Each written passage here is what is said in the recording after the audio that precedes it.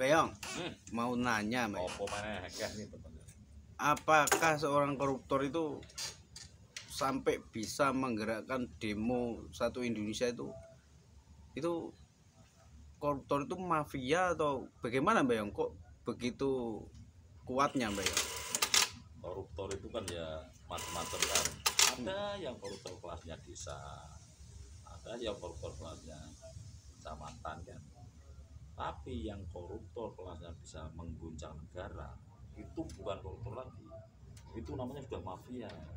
Karena orang seperti ini tuh dia bisa mengutak-atik undang-undang, setengah mengarahkan undang ke sana dengan kepentingan dia itu bisa.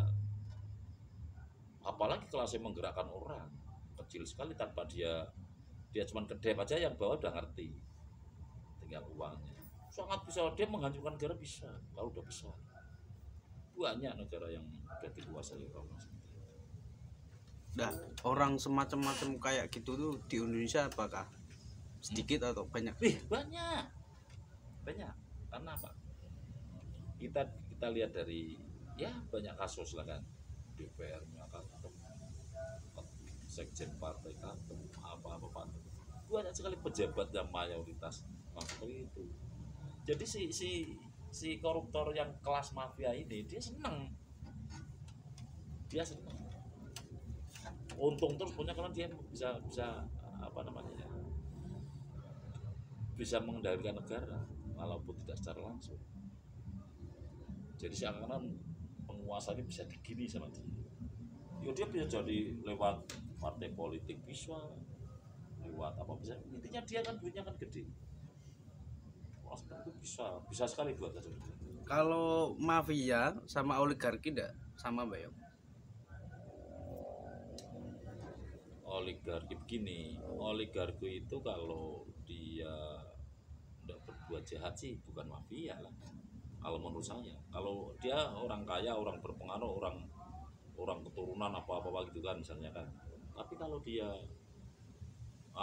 hidup sesuai, misalkan dia kaya pun untungnya itu sesuai dengan apa yang dia kerjakan kan, mau untuk aset apa itu namanya mafia. Kalau mafia ini kan kaya tapi dari cara seperti itu, mempermainkan. Taruhlah misalnya gula harusnya ada import, kita gimana bisa import, dan mau beli, pokoknya peraturan, dia itu selalu mainnya di peraturan atau perundang-undangan. Padahal orang seperti ini dia punya tangan-tangan di legislatif, kadang-kadang bisa jadi.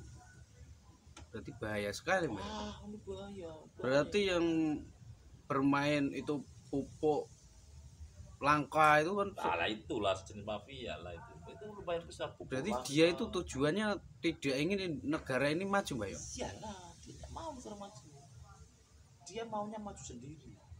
Ya sebenarnya beginilah, kalau cara-caranya itu yang baik sih tidak ada masalah. Ini tidak, caranya kan taruhlah misalkan mafia pupuk kan sudah harganya dipermahal,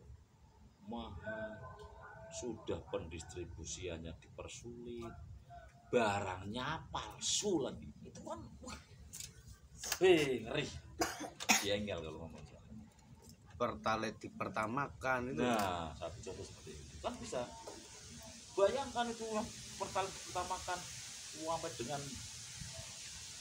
kita pengguna konsumen di Indonesia minyak kan jutaan orang sih, dua apa 100 juta per harinya.